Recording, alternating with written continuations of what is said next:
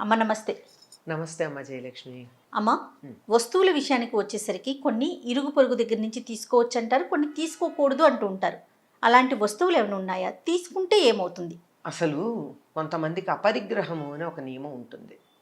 ఎవరేమి ఇచ్చినా తీసుకోరు ఉదారంగా. ఉమ్, ఊరికే తీసుకోరు. అది మంచి చెడు అని ప్రసక్తే లేదు. ఊరికే తీసుకోరు. తీసుకుంటే వాళ్ళకి రుణపడిపోతాం కదా. ఆ, అందువల్ల రుణపడిపోవటం మాటటుంచి కొన్ని వస్తువులు తీసుకున్నట్టయితే మంచిది కాదు అని కూడా మన పెద్దలు చెప్పారు. అట్లాంటి వాటిల్లో ఏవి తీసుకుంటే వాళ్ళ తాలూకు దరిద్రం కానీ శని కానీ మనకు వస్తాయో అటువంటి వాటిని తీసుకోకూడదని చెప్పారు. ఏమిటి, దేని మీద శని ప్రభావం ఉంటుంది, శనికి సంబంధించిన వస్తువులు ఏమున్నాయి అవి తీసుకోరు. నువ్వులు, ఆ, నువ్వులతో చేసింది కానీ మరొకటి కానీ నూనె, సాధారణంగా నువ్వుల నూనెకే వర్తించాలి ఇది. కానీ అన్ని నూనెలకు కూడా వర్తింపచేస్తారు. నూనె, నెయ్యి, తరువాత ఉప్పు, బెల్లం,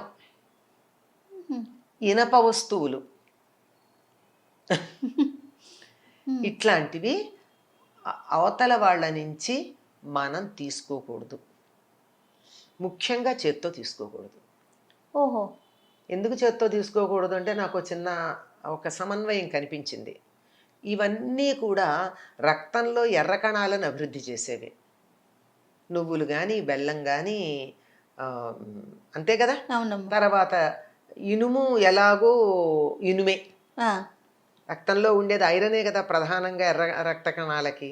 ఆ రక్తానికి ఈ పుచ్చుకున్న వాళ్ళ రక్తానికి మధ్య ఏదన్నా ఒక కండక్టర్ లాంటిది ఉండి తద్వారా అక్కడి నుంచి నెగిటివిటీ ఇక్కడికి రావచ్చు. ఇది నాకు తోచిన సమన్వయం. కానీ పెద్దలు చెప్పింది ఏంటంటే శని దానికి అధిపతి గనక వీటికి దీనికి నువ్వులకి ఇనుముకి, ధాన్యాల్లో నువ్వులు, లోహాల్లో ఇనుము, అలాగే నల్లని వస్త్రాలు, నలుపు రంగు ఆయనకి ఇష్టం, నలుపు ముదురు నీలం ఇట్లాంటి వస్త్రాలు, ఇలాంటివి ఇతరుల నుండి మనము తీసుకున్నట్టయితే వాళ్ళ దగ్గర ఉన్నటువంటి శని ప్రభావం ఏదైతే ఉందో అది మనకి వర్తిస్తుంది అని చెప్తారు. అందువల్ల తీసుకోరు. ఇంకా ఏమిటంటే కొన్ని వస్తువులు ఊరికే తీసుకోకూడదు. పైగా కొన్ని వస్తువులు అసలు అప్పుగా అస్సలు తీసుకోకూడదు. ఉదాహరణకి మన ఇంట్లో పెరుగు పూర్తిగా అయిపోయింది, పాలున్నాయి, పక్కింటికి వెళ్ళి నేను తోడు పెట్టుకుంటాను కాస్త పెరుగు ఇయ్యని అడగకూడదు. తోడుకి పెరుగు అడగడం అన్నది తోడు పెట్టడానికి అయితే మాత్రం పెరుగు ఇవ్వరండి. ఎట్టి పరిస్థితుల్లో వాళ్ళు ఇవ్వరు. మన తోడు కోసం అడిగామంటే మనకు కావాలి అంటే వెళ్ళి మామూలుగా అడుక్కోవచ్చు. ఏమని, నాకు ఇంట్లో పెరుగు అయిపోయిందండి, కాస్త ఈ పూట నేను మజ్జిగ లేనిదే అన్నం తినలేను, కాస్త పెరుగు ఇవ్వండి అని అడిగితే అట్లా తెచ్చుకోవచ్చు. కానీ తెలిసిన వాళ్ళైతే ఎవరు తోడు కోసం అయితే మాత్రం ఇవ్వరండి పెరుగు. ఎందుకమ్మా? దాని పేరు ఏమిటమ్మా?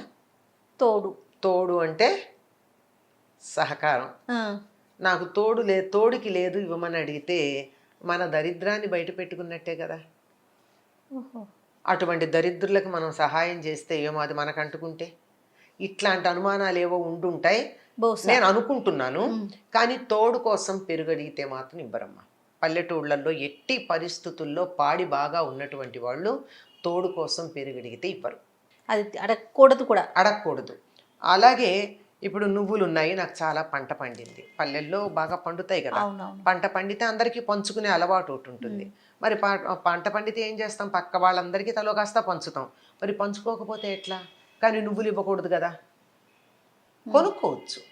అందువల్ల నువ్వులు లాంటివి గనక ఎవరైనా మాకు పండే అయ్యేని పంపిస్తే తప్పనిసరిగా ₹1 అన్నా వాళ్ళకి ఇచ్చి తీసుకోవాలి. అలాగే చీపురు, చేట ఇట్లాంటి వస్తువులు కూడా తీసుకోకూడదు ఎవరి దగ్గర ఊరికే. ఎందుకంటే ఇవి కూడా జ్యేష్ఠాదేవికి సంబంధించినవి. అది అడిగాము అంటే అవి అక్కడి నుంచి మనకు వచ్చినట్టు. ఇప్పుడైతే మనకి లేవు, కానీ పూర్వకాలం అలుగుగుడ్డలు ఉండేవి. అంటే ఇల్లు పేడ వేసి అలకడానికి ఒక గుడ్డలో పేడ వేసి ఇలా అలుక్కుంటూ వచ్చేవారు. అలుగుగుడ్డ అంటారు. అంటే ఇప్పుడు మనకి మాపర్ కింద లెక్క అనుకోండి. బట్టతో ఇల్లు అవునవును. తుడిచేటప్పుడు తడి బట్ట కావచ్చు, లేకపోతే మాపర్ కావచ్చు. అట్లాంటివి కూడా ఇవన్నీ కూడా ఈ క్లీనింగ్ ఇంప్లిమెంట్స్ అన్నీ కూడా ఆవిడ గారికి సంబంధించినవి. అందువల్ల అవి కూడా ఊరికే తీసుకోకూడదు. ఓహో. ఇట్లాంటివి పాత గుడ్డలు అయితే పాత గుడ్డలు ఒక సందర్భంలో తీసుకోవచ్చు. పసిపిల్లలు అప్పుడే డెలివరీ కనుక అయినట్టయితే ఆ పాత ఆ ఒంటి మీద పెట్టుకున్నటువంటి దానివల్ల వాళ్ళ యొక్క భావనలు దాంట్లో ఉండి బిడ్డ క్షేమంగా ఉంటారు కనుక అట్లా అడగచ్చు. కానీ మామూలుగా అయితే అట్లాంటివి ఇట్లా తీసుకోవడం అన్నది ఇవన్నీ దరిద్ర హేతువులుగా చెప్తూ ఉంటారమ్మా. దరిద్రం అంటే మరొకటి ఏం కాదు, మన చేత కష్టపడేటట్టు చేసేది, ఎంత శ్రమ పడినా ఫలితం రాకుండా శ్రమ మాత్రమే మిగిల్చేది ఆ పని చేసే ఆయన ఎవరంటే శనైశ్చరుడు. నెమ్మదిగా నడుస్తాడు ఆయన. ఎంత నెమ్మదిగా నడుస్తాడంటే మనకు కూడా ఎంత కష్టపడ్డా ఫలితం అన్నేళ్ళు పడుతుంది అనమాట. అది అంతకన్నా ఇంకేం కాదు, కారణం కాదు. అందువల్ల వీటిని ఎవరి దగ్గర ఉదారంగా తీసుకోకూడదు అని చెప్తారు.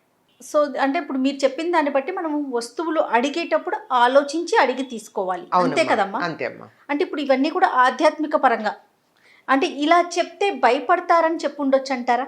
అంతే. జ్యేష్ఠాదేవికి కోపం లేకపోతే జ్యేష్ఠాదేవి మనకు వచ్చేస్తుందని, లేకపోతే ఇవి తీసుకోవటం వల్ల శని మనకు పట్టుకుంటుందని, ఇలాంటివి చెప్పటం వెనకాల ఒకటి ఏంటంటేనమ్మా, ప్రధానంగా ఎవరి దగ్గర ఏమీ తీసుకోకూడదు అని ఊరికే తీసుకోకూడదు అనేటటువంటి భావన పెట్టుకోవాలి.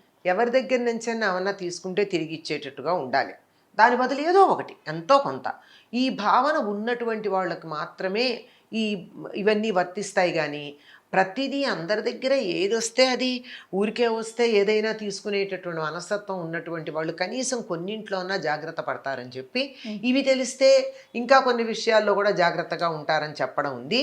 అందువల్ల ఉదారంగా ఎవరి దగ్గర నుంచి ఏమీ తీసుకోకూడదండి. ఇప్పటికి కూడా చెప్పేటటువంటి మాట మీకు ఇంకా గట్టిగా చెప్పాలి అంటే, దానం ఇచ్చేటప్పుడు కూడా ఇనుము దానం కానీ, పత్తి దానం కానీ, మరి నువ్వుల దానం కానీ ఎవరు పడితే వాళ్ళు తీసుకోరు.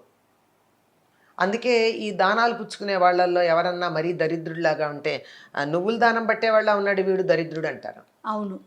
అంటే నువ్వుల దానం పట్టేవాడు అంటే ఎంత దరిద్రం అంటే అందరి దరిద్రం వీడే తీసుకుంటున్నాడు.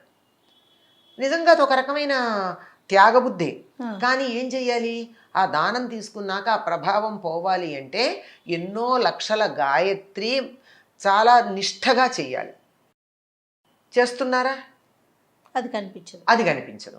అందువల్ల ఇవి దానం తీసుకోవడం, ఊరికే తీసుకోవడం, అప్పు తీసుకోవడం కూడా చాలా జాగ్రత్తగా ఆలోచించాల్సినటువంటి విషయాలు. పత్తి కూడా తీసుకోకూడదమ్మా ఒకళ్ళ దగ్గర నుంచి. పత్తి కూడా తీసుకోరు. పత్తి ఇస్తే కూడా ₹1 అంటే మినిమం, ఎంతో కొంత, ఎక్కువ 100 ఇవ్వచ్చు, 1000 ఇవ్వచ్చు, కాదనం. పత్తి కూడా తీసుకోరు. చిత్రం ఏమిటంటే ఆ పత్తితో తయారైనటువంటి వస్త్రాలు తీసుకుంటాం. వస్త్రం మళ్ళీ దానికి చాలా పవిత్రత ఉంది వస్త్రం తయారయ్యేటప్పటికి. అందువల్ల దానికి అభ్యంతరం ఉండదు. కానీ ఒత్తులు చేసుకోవడానికి కావాల్సిన పత్తి కూడా ఎట్టి పరిస్థితుల్లో తీసుకోరమ్మా. అగ్గిపెట్టి ఒకటి తీసుకోరు. ఇట్లా ఉన్నాయి కొన్ని. అవునవును. ఇవన్నీ కూడా అగ్గిపెట్టి ఎందుకంటే నిప్పు రాజేసేది, అంచేత తీసుకుంటే తగాదా వస్తుంది అని సున్నం ఇట్లాంటివన్నీ తీసుకోకూడదని చెప్తారు. అలాగేనమ్మా. నమస్తే. నమస్తే.